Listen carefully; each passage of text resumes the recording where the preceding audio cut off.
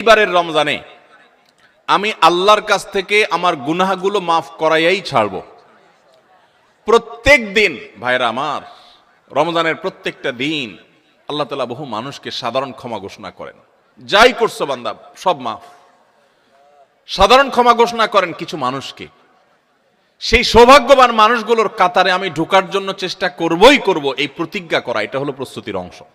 যে এইবারের রমজানকে আমি আর হেলায় হারাতে দেব না, আমি এবার রমজানে আমার গুনাহ মাফ করাইয়াই ছাড়বো, এই প্রতিজ্ঞা এখন থেকে করতে হবে ইনশাআল্লাহ। প্রতিজ্ঞা করবেন তো ইনশাআল্লাহ? যে যেই কোনো কিছুর বিনিময় হোক আল্লাহর কাছ থেকে ক্ষমা আমি আদায় করেই ছাড়বো, আমি আল্লাহর কাছ থেকে ক্ষমা নিয়েই ছাড়বো। এখন আপনি বলতে পারেন যে ক্ষমা যে আমি পেয়েছি তার গ্যারান্টি কি, কিভাবে নিশ্চিত হব?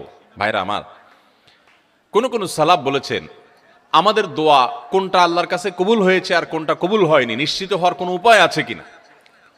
তো তারা বলেছেন যে যেই দোয়ার পর, যেই কান্নাকাটির পর, যে প্রার্থনার পর, যে মুনাজাতের পর আপনার মানসিক প্রশান্তি অনুভব হয়, আপনার মনের মধ্যে এক ধরনের সুখ অনুভব হয়, তৃপ্তি অনুভব হয়, আপনার প্রশান্তির এক বাতাস বয়ে যায়, খুব ভালো লাগা কাজ করে যে আমি দোয়া করেছি, আল্লাহর কাছে চোখের পানি ফেলেছি, কান্নাকাটি করেছি, ভালো করে মনোযোগী দোয়া করতে পেরেছি। এরকম যদি তৃপ্তি অনুভব হয় তাহলে সুধারণা করতে পারেন যে আল্লাহ আপনার দোয়াটা কবুল করেছেন। 4 নম্বর যে করণীয় আছে আমাদের রমজানের প্রস্তুতির অংশ হিসাবে, সেটা হলো যদি কারোর আগের রমজানের, গত বছরের রমজানের রোজা বাকি থাকে, হতে পারে কেউ অসুস্থ ছিলেন, এত বেশি অসুস্থ হয়ে পড়ছেন যে রোজা রাখতে পারেন নাই, ভাঙতি পড়ছে, অথবা মা বোনদের মাসিকের কারণে রোজা ভাঙতি পড়ে থাকতে পারে, সফরের কারণে রোজা ভাঙতি পড়ে থাকতে পারে। এই ভাঙতি রোজাগুলো এই বছরের রমজানের আগে আগে রেখে দিতে হবে। 5 নম্বর প্রস্তুতি হলো নিজের অন্তরকে শিরক এবং হিংসা থেকে মুক্ত করা। আল্লাহর সাথে কোনো কাউকে, সেটা কোনো মাজারে শায়িত ব্যক্তি হোক, কোনো জীবিত ব্যক্তি হোক, কোনো কাউকে আল্লাহর সাথে অংশীদার সাব্যস্ত করা যাবে না। এই শিরক করা থেকে নিজেকে পরিচ্ছন্ন করতে হবে, তাওহীদটাকে স্ট্রং করতে হবে এবং নিজের অন্তরকে হিংসা, বিদ্বেষ, শত্রুতা এগুলো থেকে পরিচ্ছন্ন করতে হবে। আপনি যদি এগুলো থেকে পরিচ্ছন্ন করেন, এগুলো থেকে পরিষ্কার করেন অন্তরকে, তাহলে ইনশাআল্লাহ বিইذনিল্লাহ আল্লাহ তাআলা প্রতিদিন যে বহু মানুষকে সাধারণ ক্ষমা ঘোষণা করেন, আপনি আশা করতে পারেন যে আপনি সাধারণ ক্ষমার আওতায় পড়বেন। কারণ হাদিস থেকে আমরা জানি যে যারা শিরকের মধ্যে থাকে, যাদের অন্তরে মানুষের প্রতি হিংসা থাকে, শত্রুতা থাকে, তারা আল্লাহর সাধারণ ক্ষমা থেকে মাহরুম এবং বঞ্চিত থাকে। 6 নম্বর প্রস্তুতি হলো বিশেষ করে সামাজিক যোগাযোগের মাধ্যম এবং আমাদের মোবাইল ফোনগুলো নিয়ন্ত্রণ করে ফেলতে হবে,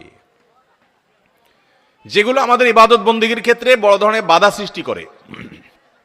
অনেকেই আছি যে সোশ্যাল মিডিয়ার আসক্তিতে আমরা এরকম ভয়াবহ একটা পর্যায়ে, যে আমাদের ইবাদত বন্দেগীর ক্ষেত্রে সবচেয়ে বড় বাধা হলো আমাদের এই ফেসবুকের নেশা, টিকটকের নেশা, ইউটিউবের নেশা, মোবাইলের নেশা, গেমসের নেশা। অন্তত রমজান মাস উপলক্ষে আমরা আমাদের এই সমস্ত বিষয়গুলো থেকে যদি বেরিয়ে আসতে পারি, এটা হবে সবচেয়ে বড় কার্যকর পদক্ষেপ, সবচেয়ে বড় প্রস্তুতি, সবচেয়ে বাস্তবসম্মত প্রস্তুতি। 7 নম্বর প্রস্তুতি হলো গত বছর, তার আগের বছর রমজানে আমি ইবাদত কেন করতে পারি না, কি কি সমস্যা ছিল। আমার অমুক দোস্তটা, ওর কারণে তারাবিটা পড়া হয় না, কারণ ও ওই টাইমে ফোন দেয়, আড্ডা মারতে বলে, অথবা তমুক কারণে আমার পড়ালেখাটা হয় না, অমুক নেশার কারণে হয় না। কি কারণে হয় না, প্রত্যেকেরটা আলাদা আলাদা। আমার গত রমজানে আমি কোরআনটা পুরো ভালো করে সুন্দর করে খতম দিতে পারি নাই কেন? শুরু তো করছিলাম কিন্তু শেষ করতে পারি নাই কেন? আমার গত রমজানে যে তারাবি কয়েকদিন মিস হয়েছিল, সেটা কেন মিস হয়েছিল? আমার গত রমজানে যে ভালো কাজগুলোর পরিকল্পনা ছিল, সেগুলো কেন হয় নাই? সেই বিষয়গুলো আমাদের চিহ্নিত করতে হবে, খুঁজে বের করতে হবে। বের করে এইবারের রমাদানে যেন সেগুলো রিপিট না হয়, সেগুলো যেন আর পুনরায় দেখা না দেয়, আগে থেকে সিদ্ধান্ত নিতে হবে এবং প্ল্যান করতে হবে। এই জন্য গত বছরের সমস্যাগুলো চিহ্নিত করে সেগুলো থেকে এবার দূরে থাকার চেষ্টা করতে হবে। এটা হলো 7 নম্বর প্রস্তুতি। 8 নম্বর প্রস্তুতি হলো রমজানের যে আমলগুলো আছে, রমজানের ওই যে বললাম 27টা স্পেশাল আমল আছে হাদিসের আলোকে, 27টা। রমজানের সবচেয়ে বড় আমল কি ভাই? রমজান মাসের সবচেয়ে বড় আমল কোনটা? সবচেয়ে বড় আমল হলো রোজা রাখা। রোজা রাখার চেয়ে বড় কোনো আমল আছে? রমজানের দ্বিতীয় আমল হলো রাতে তারাবি পড়া, তৃতীয় আমল হলো কোরআনে কারীমের তেলাওয়াত করা, আল্লাহর কাছে দোয়া করা আরেকটা আমল, উমরার তৌফিক থাকলে উমরা করা আরেকটা আমল, নবী সাল্লাল্লাহু আলাইহি ওয়াসাল্লাম রোজা রেখে প্রচুর মিসওয়াক করতেন সেটা আরেকটা আমল, শেষ দশকে ইতিকাফ করা সেটা আরেকটা আমল, শেষ দশকের বেজর রাতগুলোতে ইবাদতের চেষ্টা করা সেটা আরেকটা আমল, লাইলাতুল কদর পাওয়ার চেষ্টা করা আরেকটা আমল, লাইলাতুল কদর পেয়ে গেলে আল্লাহুম্মা ইন্নাকা আফুউন তুহিব্বুল আফওয়া ফা'ফু আন্নি পড়া আরেকটা আমল। এই রকম 27টি আমল স্পেশাল আছে রমাদানের জন্য, যেগুলো কোরআন এবং হাদিস থেকে প্রমাণিত। তাহলে সেই আমলগুলোকে এখন থেকে টুকটাক করা শুরু করার চেষ্টা করা। একটু নফল রোজা রাখেন, তাহলে রমজানে যে রোজা রাখবেন ওটা সহজ হবে। এখন থেকে রোজা রাখার অভ্যাস করেন, নবী সাল্লাল্লাহু আলাইহি ওয়াসাল্লাম মাসে বেশি বেশি রোজা রাখতেন। আপনি এখন থেকে দান সাদাকার অভ্যাস শুরু করে দেন, প্ল্যান পরিকল্পনা শুরু করে দেন।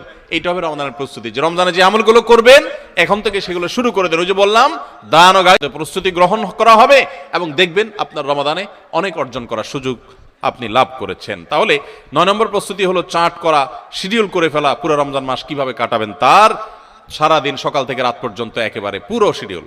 10 নম্বর হলো শাবান মাসের শেষ দিনে 29শে শাবান পশ্চিম আকাশে চাঁদ দেখবেন, এটাও রমজানের প্রস্তুতির অংশ। আমরা আমাদের ছোটবেলায় গ্রামে চাঁদ দেখেছি, এখন মানুষ চাঁদ দেখে না, দেখে চাঁদ আকাশে দেখে না, চাঁদ এখন মোবাইলে খোঁজে। কোথায় খুঁজে?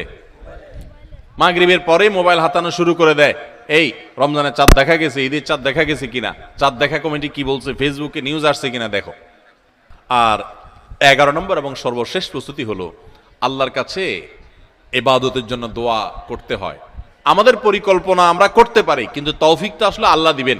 এই জন্য আমার পরিকল্পনাগুলো করে আমি বলবো, আল্লাহ আমি চাটও তৈরি করেছি, রমজানে মাসালা জানার জন্য বইও কিনেছি, আমি কোরআনও তো রেডি করেছি, তেলাওয়াতও শুরু করে দিয়েছি, টুকটাক নফল রোজা রেখে আমার প্রস্তুতিও শুরু করে দিয়েছি। আমি আমার জায়গা থেকে যা করতে পারার আমি করছি। মাবুদ, এবারের রমজানটাতে তুমি আমার একটু ইবাদত করার তৌফিক দিও। ভাইরা আমার, আপনারা অনেকেই অনেক স্বাদ জীবনে আস্বাদন করেছেন, আড্ডা মেরে বন্ধু বান্ধবের সাথে একান্তে কাটিয়ে বিভিন্ন রকমের কাজ করে মজা অনেক লুটেছেন। আল্লাহর শপথ, রমজানটাতে যদি আপনি ইবাদত করে কাটাতে পারেন, রাতভর একটু চোখের পানি ফেলে তাহাজ্জুদের সময় সাহারি খাওয়ার পর 10টা মিনিটে যদি একটু কাঁদতে পারেন, আল্লাহর কাছে মাপ চাইতে পারেন, আপনার কাছে পৃথিবীর যে কোনো কিছু তৃপ্তির চাইতে অনেক বেশি তৃপ্তিদায়ক হবে এই আল্লাহর কাছে একান্ত মুহূর্তে কান্নাকাটি করা, দোয়া করা, ইবাদত করা, ইস্তেগফার করা, আমলে মশগুল থাকা। আপনি সেই জিনিসটা করার পরিকল্পনা এই বছর রমাদানে নেন, চেষ্টা করা যাবে না ইনশাআল্লাহ।